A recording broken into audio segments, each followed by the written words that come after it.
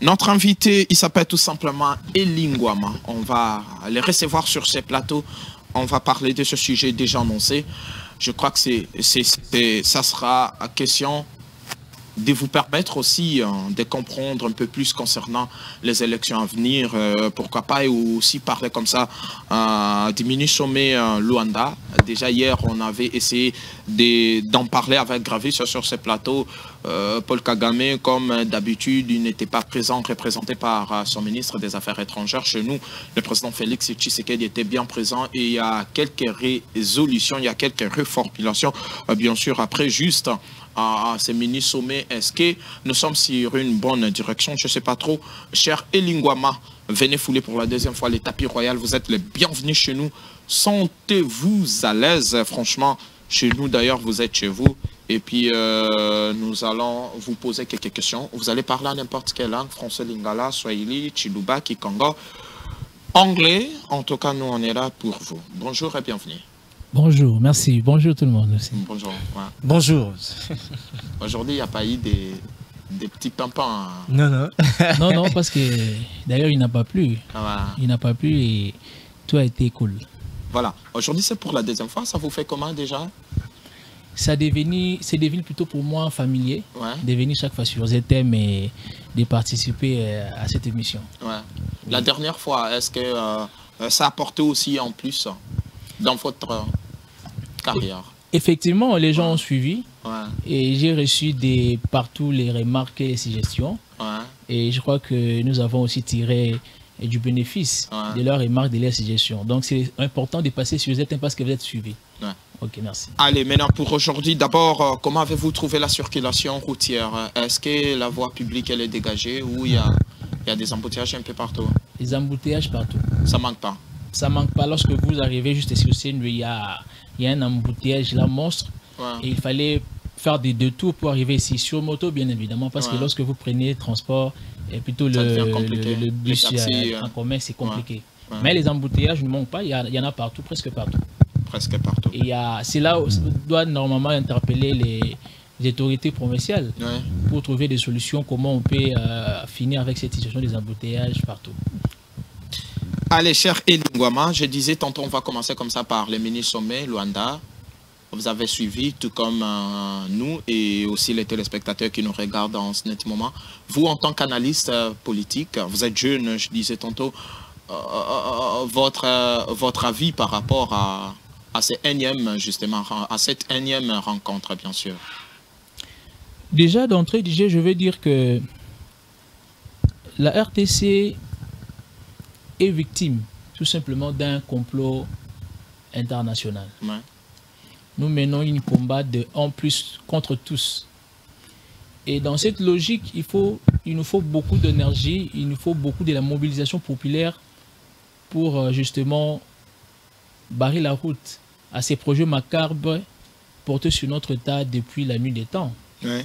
Mais pour comprendre cette situation qui a à son origine beaucoup d'autres éléments, et même la colonisation a aussi en quelque sorte renchéri ou encore donné des éléments précurseurs à ce que nous vivons aujourd'hui. Parce que au départ, cette situation concernait les Tutsis congolais, les Tutsis rwandais. Et avec le temps, avec la diabolisation tout simplement du colon, qui a voulu mettre du feu, parce qu'il voulait prendre sa domination partout et ses envies, satisfaire ses besoins, ses envies politiques et économiques. Il a créé des conflits, il a sémé la haine entre les populations de ces coins. Et vous allez vous rappeler lorsque il y a eu des déplacements, des Tutsis entre guillemets rwandais en 1933, 1945, 1955. Les Tutsis du Rwanda ont trouvé ça normal parce que selon l'histoire, la fameuse histoire du royaume des Iman, c'est-à-dire que les Belges à l'époque, la colonisation à l'époque avait sémé déjà quelques bases de ce que nous vivons aujourd'hui. Et donc, lorsque ces gens sont venus ici au Congo, dans la partie Est, ils sont venus avec l'idée de récupérer les terres qui étaient les leurs, selon cette fameuse histoire du royaume de Hima qui a été installé dans la partie Est, qui a pris le Rwanda, le Burundi et l'Ouganda. Et donc, le parti de l'Est, selon cette histoire, selon ces royaumes imaginaires, aurait appartenu au Rwanda. C'est-à-dire, les combats que les Tutsis rwandais ont menés dans les temps, c'était pour récupérer ces espaces, selon eux, leur appartenant. Vous voyez? Et donc, pour faire cela, l'élite Tutsi rwandaise s'est formée pour voir comment on peut avoir la collaboration, avoir la communication avec le Tutsi qui vivait ici chez nous, pour faciliter que cela soit le cas.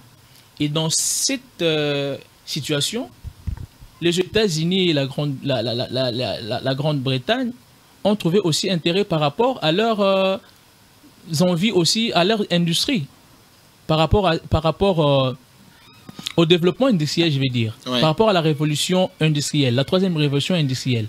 Et la grande majorité des éléments, des facteurs qui pourraient aider à ce que la révolution industrielle se réalise comme il se devait, ces minéraux et ces éléments se trouvent justement dans la partie Est. C'est pourquoi ces gens ont trouvé l'intérêt pour venir soutenir ou passer derrière ces combats des Tutsis et trouver aussi leur gain de cause dans ce qui se passe. Et donc, il y a un projet qui est...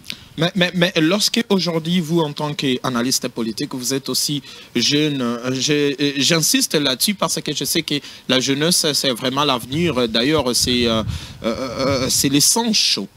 Lorsque vous dites que c'est une sorte d'un complot international, vous n'êtes pas le seul à le dire, les autorités l'ont également dit, mais est-ce que pourquoi nous, en tant que Congolais, on n'arrive pas toujours à mettre en place une bonne solution, justement, question d'en finir une fois pour toutes avec ces problèmes. Mais apparemment, nous, on veut à tout prix pleurnicher, on veut faire en sorte que nous sommes dans une position de faiblesse, il faut passer par là, il faut chercher quelqu'un d'autre. Nous, à l'interne, il n'y a pas possibilité, il n'y a pas moyen de trouver une solution, une bonne d'ailleurs, une fois pour toutes. À notre niveau, entre nous, Congolais. Si, il y a un moyen de trouver une solution. Je vais un peu mettre une mise au point par rapport à mon passage dernier ici. Les gens qui m'ont traité, des gens qui m'ont traité d'être pro-Lamouka, contre le pouvoir en place, ce qui n'est pas le cas. Moi, je soutiens les valeurs. Je soutiens, lorsqu'il y a une avancée, on dit que ça c'est une avancée. Lorsqu'il y a un échec, on dit que c'est un échec. C'est aussi ça le goût de la démocratie. Les chefs de l'État, le président de la République, Félix-Antoine Tshisekedi Tshilombo, s'aligne dans cette logique-là pour restaurer la paix. C'est d'ailleurs une de ses promesses lors de sa campagne électorale. Mais malheureusement pour lui, il est devant des grands géants qu'il ne peut pas abattre facilement. Parce que derrière, il y a les États-Unis, il y a l'Occident. Et c'est compliqué pour lui parce que les problèmes pour lesquels il est appelé à résoudre est d'une grande portée que lui seul ne pourra pas. Il a tenté ici, mais ça ne marche pas. Mais ça fait appel à une mobilisation de la population. C'est-à-dire c'est le peuple seulement qui peut faire quelque chose, qui peut barrer la route à ce que ces projets soient réalisés. Et si on laisse ça au chef de l'État, il n'y aura pas moyen. Mais malheureusement aussi, que ce soit le président actuel, que ce soit le président, l'ancien président du Congo, tous deux ont, soit de façon volontaire ou involontaire, participé à ce que ces projets connaissent une avancée. C'est ça le problème. Mais lorsque nous regardons les sommets, les mini-sommets de Luanda, mais on se pose des questions.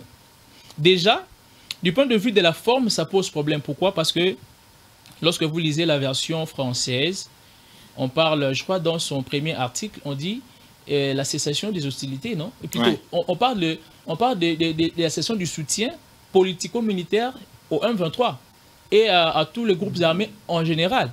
C'est ce que la version française nous renseigne. Mais lorsque vous lisez la version anglaise, dans le même article, on parle aussi des FDLR. Ce qui n'est pas mentionné dans la version française. C'est-à-dire on a réservé une version française pour les Congolais et une autre version anglaise pour satisfaire le Rwanda. Pour vous, ça signifie quoi? Mais ce qui veut dire que même les facilitateurs lui-même n'est pas aussi juste envers nous. Ça pose un sérieux problème. Donc, on peut dire en quelques termes, nous avons été dribblés. Bien sûr, mais c'est encore la énième fois que la RDC s'est fait rouler à la boue. On ne peut pas faire confiance aux organisations régionales. Je l'ai toujours dit, parce que ces organisations sont, je vais dire, des sous-traitances des Occidentaux, des sous-traitants des États-Unis d'Amérique. Mais je ne sais pas, Jonathan, si tu permets. Vous avez dit une fois ici que tout à l'heure, là, le président Félix Tshisekedi et son prédécesseur ont chacun participé à ce projet-là. Oui, qu'est-ce que, concrètement, là, vous leur reprochez? Mais le sommet, les mini-sommets de Luanda parlent également de quelques éléments des conclusions, font référence aux accords du 2013, si j'ai bonne mémoire. Lorsqu'on parle de la réintégration, de la réinsertion, ce sont les recommandations qui sont inscrites dans l'accord que le gouvernement congolais a signé avec le 1-23 en 2013. Lorsque les rebelles ont été de fait et tout ça. Exactement. Mais lorsque vous avancez un tout petit peu, vous allez voir qu'il y a même la recommandation, plutôt, le gouvernement congolais s'est engagé lui aussi pour adhérer à la communauté de l'Afrique de l'Est. C'est ce que le président de la République a fait. Or, cela fait partie du programme. Puisqu'il y a un programme, il y a un projet de balkanisation de notre pays. Et ce processus doit normalement passer sur un parcours. Et donc, dans ces parcours, il faut aussi que les organisations régionales jouent un rôle, effectivement. C'est pourquoi on a recommandé dans l'accord de 2013 une adhésion du Congo dans cette communauté-là. Donc, serez-vous aujourd'hui disponible bien en faveur de ceux qui pensent que qu'on exhibe un peu tous les accords que le président actuel aurait ou bien a signé avec le Rwanda? Vous êtes de cet avis-là, de ceux qui pensent qu'on doit mettre ça au vu de tout le monde? Bon, au nom du secret d'État, on ne peut pas mettre tout, mais moi je que faudrait-il faire? Moi je ne confirme pas que le président de la République actuelle aurait signé des accords avec le Rwanda, je n'ai pas dit. Moi je parle de l'accord qui est, comment je vais dire, à la portée de tout le monde, l'accord du 2013. Donc dans cet accord, il y a aussi la recommandation que le Congo devrait faire adhésion à la communauté de l'Afrique de l'Est. Alors ça fait partie du projet de la balkanisation du pays. Lorsque vous lisez maintenant les sommets, parce qu'il faut faire une analyse, on ne peut pas prendre un fait de manière isolée. Il faut aussi faire appel à l'histoire. Lorsque nous regardons les sommets où on parle de l'avancement ou de l'occupation des zones tampons, par exemple, par l'armée kenyane d'abord. Les troupes étrangères, oui, et la force régionale, et avec l'aide de la MONUSCO, sous la surveillance du soutien des mécanismes de vérification ad hoc. Cela s'est traduit par une forme de formalisation de l'occupation. Donc nous allons vivre une occupation désormais formalisée. Et c'est ce qui fait défaut, c'est ce qui inquiète. Ça fait partie du projet de la balkanisation, du contrôle. Donc la solution passerait par le retrait de la RDC, de l'EAC, ou bien de cette communauté des États d'Afrique de l'Est, on peut dire ça, je vous dis pour barrer la route à ce projet de balkanisation. Mais le fait que la RDC soit membre de cette communauté ne va nous aider à rien. Donc on doit sortir. La plupart d'États d'ailleurs qui sont membres de cette organisation sont anglophones, la plupart, et pour certains membres du Commonwealth. C'est-à-dire de Grande-Bretagne est là, il y a la Britannique dedans. C'est-à-dire ça ne peut pas marcher. Pourquoi? Parce que lorsque nous nous réunissons dans la plateforme, c'est-à-dire dans l'organisation des EAC, il y a des choses qu'on s'est dit. Mais lorsque ces États se retrouvent dans Commonwealth, ils se disent aussi autre chose que nous ne sommes pas là. C'est-à-dire lorsque nous allons rentrer, ils se sont déjà complotés. Ils se sont déjà dit des choses sur si la du Congo, sur la situation d'ici. Et lorsque nous venons, nous agobons ce qu'ils nous disent. Les mini-sommets, les conclusions, la portefeuille contredit la volonté politique du chef de l'État en interne. Quand il dit qu'il ne peut pas négocier avec le 1-23, mais là-bas, on parle des négociations, il faut rentrer dans la table de négociation. On parle de la réinsertion, on parle du retour de réfugiés. Mais à qui on fait allusion quand on parle du retour de réfugiés? N'est-ce pas? Ce sont des Tutsis rwandais. Il y aura des Rwandais qui vont maintenant intégrer, qui vont rentrer plutôt au Congo par ces mécanismes du retour de réfugiés. Et lorsqu'ils vont rentrer... Mais cela ne peut pas nous inquiéter aussi longtemps que... Laissez-moi terminer, s'il vous plaît. Ok. Ces Rwandais qui vont revenir par ces mécanismes du retour de réfugiés vont occuper des espaces.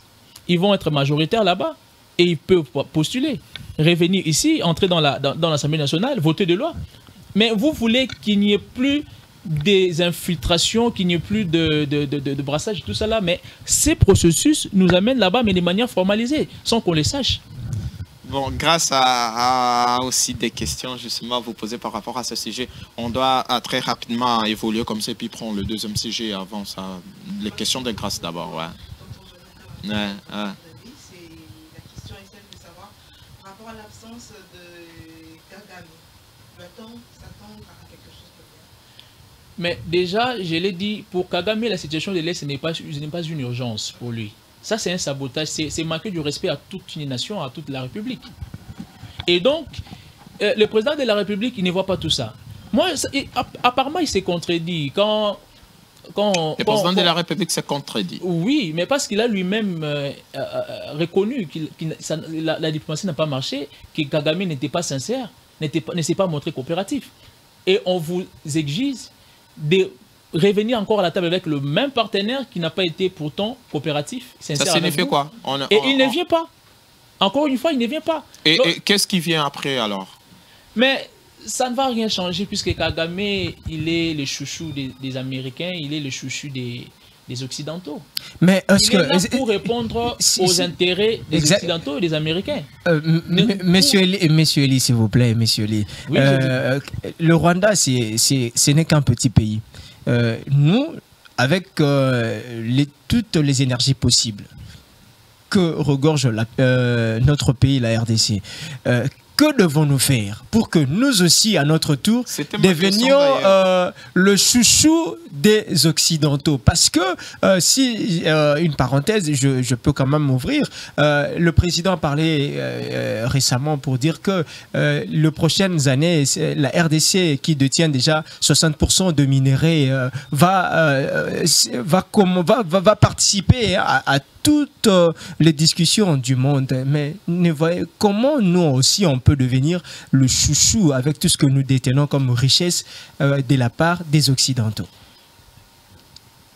La question ou le problème n'est pas de devenir chouchou des Américains ou des Occidentaux, mais trouver un moyen pour contrer, pour barrer la route à ces projets-là. C'est quoi ces moyens? Mais il faut chercher des vrais partenaires. Il faut chercher des vrais partenaires. La Chine n'est pas chouchou des Américains, mais pourtant, elle impose sa loi. Lorsque nous... C'est déjà compliqué. Pourquoi? Parce que c'est le Congo qui fait l'objet de la convoitise. C'est-à-dire c'est nous qui avons tout... Apparemment, je vais dire presque 70% de la réserve. C'est-à-dire la réserve mondiale par rapport à ce qui concerne la révolution industrielle. Exactement. Ça veut dire que venir négocier avec le Congo de manière formelle, ouvertement, ça va beaucoup coûter. Ça va beaucoup coûter aux multinationales. On préfère passer... Exactement. On veut juste, comment je vais dire, prendre notre détour. C'est justement là le soutien du Rwanda par tous ces États-là. Parce que le Rwanda est bien placé pour le faire. Habyarimana ne s'est pas montré favorable aux États-Unis pour faire cela. C'est pourquoi on l'a fait chasser des dictateurs. Et plutôt le Mobutu, qui a été chouchouté pendant 32 ans par les États-Unis, mais il a été aussi chassé par eux sous motif par les mêmes Américains. Vous voyez? Et on a mis un Kagame qui est étudiant aux États-Unis parce que lui, il s'est montré prêt pour aider les Américains à Mais nous, avoir à l'interne, toutes ces richesses. conscients que nous sommes. Et pourquoi le Kagame est venu? Kagame était venu sous motif de renforcer la démocratie, la jeune démocratie au Rwanda, pour renforcer. Mais aujourd'hui, Kagame a fait déjà combien? Il n'est pas traité des dictateurs. Alors que Habyarimana a été traité de la sorte. Mobutu aussi. Parce que Mobutu n'était pas prêt pour céder le richesse du Congo. C'est pourquoi on l'a éliminé. Lorsqu'il a tenté d'avoir des contacts avec la France, on a menacé la France par les États-Unis pour ne pas le recevoir. C'est-à-dire qu'il faut chercher des vrais partenaires. Il faut être sincère. Les Chinois étaient venus ici. La Chine a voulu un tout petit peu aider la RDC, mais quand il est venu, il a trouvé que les terrains n'étaient pas bons. C'est-à-dire à l'interne, il faut un travail. Il faut être sincère, il faut avoir une politique, il faut avoir un leadership fort. Une politique, une gouvernance qui soit aussi respectueuse au niveau des autres États, au niveau international. Donc, le problème n'est pas de devenir un chouchou des Américains, ce qui ne sera pas peut-être le cas, parce que si on le devient, c'est-à-dire les États-Unis doivent venir ouvertement chez nous, ce qu'ils ne feront pas, parce que ça va coûter. Et ça risquerait que le Congo devienne une puissance, parce que quand le Congo va recevoir tout l'argent qui va bénéficier, qui va profiter de tous ces échanges, la RDC et l'Afrique va connaître un essor économique. Et ça va faire de la RDC une puissance. Et c'est ce que les États-Unis et les Occidentaux ne veulent pas. Et donc, de ce point de vue, ils ne feront pas de la RDC leur chouchou comme le Rwanda. Parce que le Rwanda fait déjà bien son rôle. Pourquoi encore chercher la RDC? Parce que ça va remettre en cause leurs intérêts et leur projet de balkaniser la partie est pour avoir totalement de l'emprise sur ces territoires. C'est ça. Alors il faut à cela une politique de résistance en interne, c'est-à-dire sur tout le plan. Il faut avoir des vrais partenaires. Il ne faut pas entrer dans l'EAC qui est déjà une sous-traitance. Coquille vide. Je pose ma deuxième et dernière question pour notre invité sur ce plateau. Qu'est-ce qui a été dit au mini-sommet de Luanda qui n'a jamais été discuté au préalable? Apparemment, ce sont des redits. Voilà. Ce sont des redits. Parce que cessation des hostilités, on a vu ça avec Kabila. L'ultimatum qui prend déjà fin, c'est on verra, dans quelques minutes, dans quelques heures d'ailleurs. C'est illusoire. On va voir si je ne peux pas vous êtes trop pessimiste apparemment. Un prophète de malheur. Mais ce sont des choses qu'on a déjà vues. Ce sont des choses qu'on a déjà vues, les discours, cessation des hostilités, ultimatum, tout ça, 48 heures, il n'y a rien de nouveau. Okay. Mais même si aujourd'hui le 1-23 s'est retiré, mais le 1-23, le Congo considère le 1-23 comme un fruit du Rwanda. Mais on dit que les 1-23 va occuper, comment je vais dire, une partie, le cantonnement du 1-23, ça va se faire, je crois, Sabigno, quelque chose comme ça, et sous le contrôle de la force régionale. Et on part du côté congolais, c'est-à-dire la partie zone tampon que le 1-23 va occuper, va se retirer, ça sera du côté Congo. Alors que nous considérons le 1-23 comme le fruit du Rwanda. Le fruit du Rwanda. Mais dans la route, la feuille de route, on parle du Congo, du côté Congo. Ça veut dire que les sommets reconnaissent le 1-23 comme notre fruit. C'est une contradiction. C'est-à-dire que le sommet ne nous a pas aidés. Le sommet ne nous a pas aidés parce qu'il n'a pas répondu à nos attentes. En fait, nos revendications internes n'ont pas été satisfaites. Mais est-ce que on doit évoluer très vite. Le deuxième sujet, ça nous reste à quelques minutes. On peut passer. Des élections justement à venir. Je pense qu'il n'y a plus rien à craindre. Déjà, le président de la CENI l'a bien dit. Il va publier, je crois bien, si pas demain, après-demain. Demain déjà, oui. Demain, ouais, le calendrier électoral. Donc, l'enrôlement commence pour bientôt. C'est l'heure pour nous de se préparer et non de se plaindre. Parce qu'il y a des gens qui pensaient que les élections jusque-là étaient encore hypothétiques. Bon, les choix des gouvernants étaient un devoir, en même temps un droit. Parce que c'est les citoyens qui votent. Ce n'est pas le peuple, ce n'est pas non plus la population, mais c'est les citoyens, c'est-à-dire que ce sont des gens instruits. Minimumement instruits. Et organiser les élections est une obligation pour ceux qui nous gouvernent. Nous saluons parce que quand même il y a le calendrier qui sera bientôt là. C'est ce qu'on disait déjà. Yeah. Il aurait fallu que la CENI nous présente le calendrier pour bien juger, pour vérifier les étapes comme elles vont se dérouler. Et lorsque le calendrier sera mis devant le public, on va quand même voir comment est-ce que les activités sont organisées. Mais il y a toujours des soucis. Il y a toujours des soucis.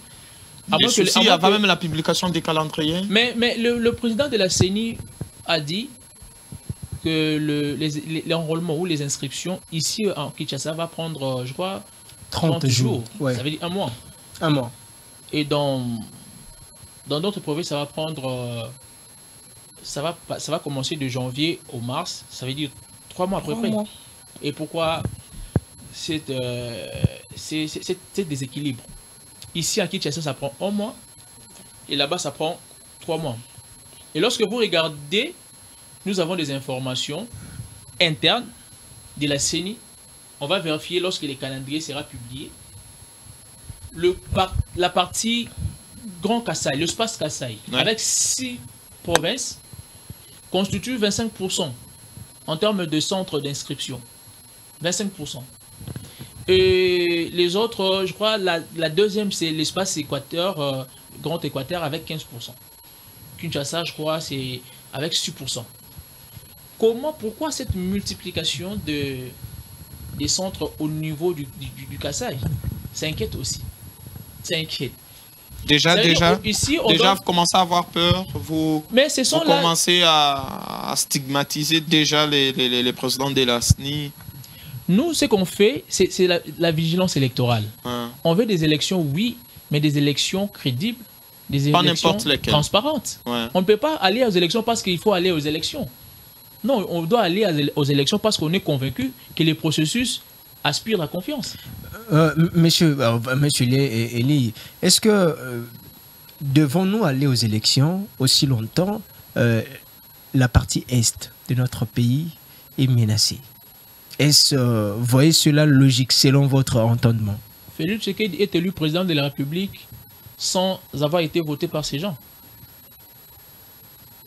La partie est n'avait pas voté. Mais vous avez dit que les élections, c'est un devoir aussi, un droit. Un droit pour les citoyens. Les citoyens là qui devraient en principe voter, s'ils se voient être exclus, vous pensez que cela est bon?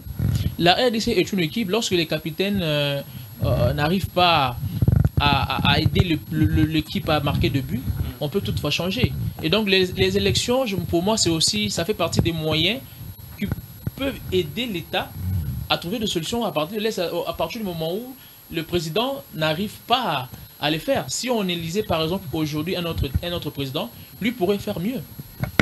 C'est-à-dire qu'il faut organiser les élections parce que l'État ne doit pas s'arrêter parce qu'il y a... Peu importe la situation sécuritaire dans la partie est de la RDC en 2023, coûte que coûte. Organisation des élections fait partie du fonctionnement régulier d'un État.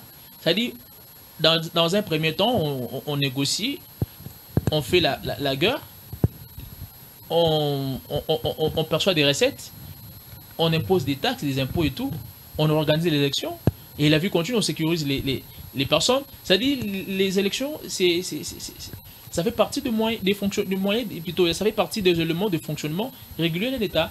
Donc, même s'il y a la guerre, on peut organiser les élections parce qu'en organisant les élections, en élisant peut-être un autre président de la République. Mais il y a risque d'infiltration, vous ne pensez pas? Dans ce désordre, on aurait peut-être, il y aura des... il y aurait de personnes qui ne sont pas de Congolais comme ça venir voter. L'infiltration, ce risque-là. Mais c'est ça le travail de la CENI, l'identification. Pourquoi l'identification? On va identifier. Même si la situation était calme, il y a eu toujours l'infiltration lorsque l'administration n'est pas assez forte, lorsqu'on n'a pas bien sécurisé nos frontières. On ne peut pas éviter cela. Dans un État où l'administration ne fait pas prouesse, ne fait pas preuve d'une professionnalisation, d'un professionnalisme, Et lorsque les frontières ne sont pas bien protégées, il y a risque qu'il y ait toujours des infiltrations. Et cela ne doit pas être un prétexte pour ne pas organiser les élections. Non. On doit organiser les élections. Nous attendons les élections. La CENI publie les calendriers, on attend. Et on va vérifier le processus tel qu'il va se dérouler. Une question peut-être à polémique. La toute dernière. Élection 2023. Quel est ce candidat que vous pensez qu'il peut battre l'actuel président avec le paysage politique actuel?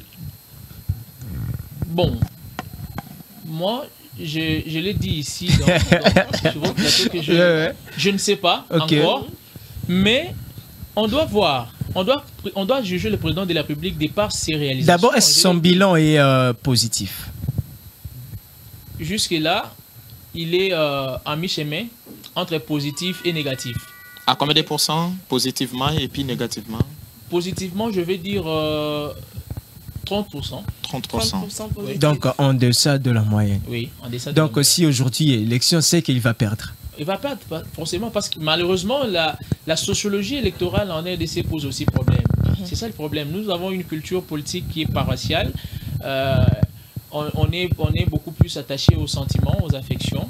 On n'est pas vraiment du tout rationnel. C'est ça aussi le problème. Mais vous n'avez pas dit le candidat.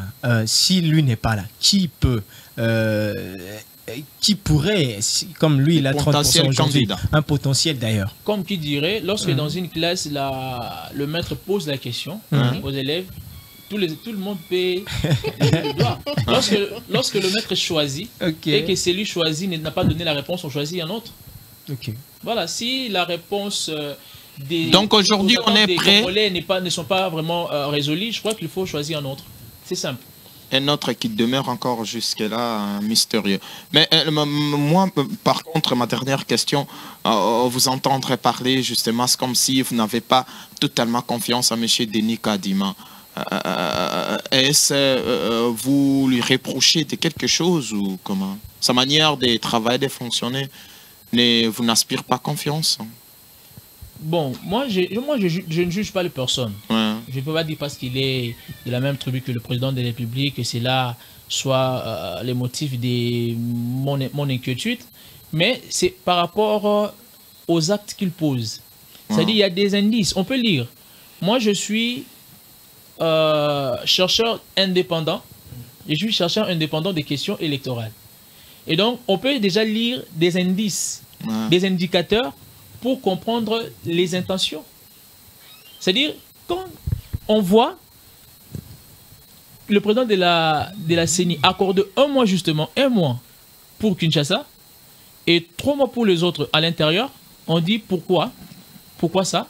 Et lorsqu'on voit 25% des centres d'identification accordés à l'espace Kasaï, alors que l'espace Équateur avec le même nombre de provinces que l'espace Grand Kasaï, c'est-à-dire 6 provinces, se retrouve avec 15%. Et les Kinshasa avec 6%. On s'est dit, mais comment, pourquoi ça? Pourquoi cette multiplication? Pourquoi cette avancée exponentielle des centres d'identification dans cette partie de la République qui est le Grand Kasaï?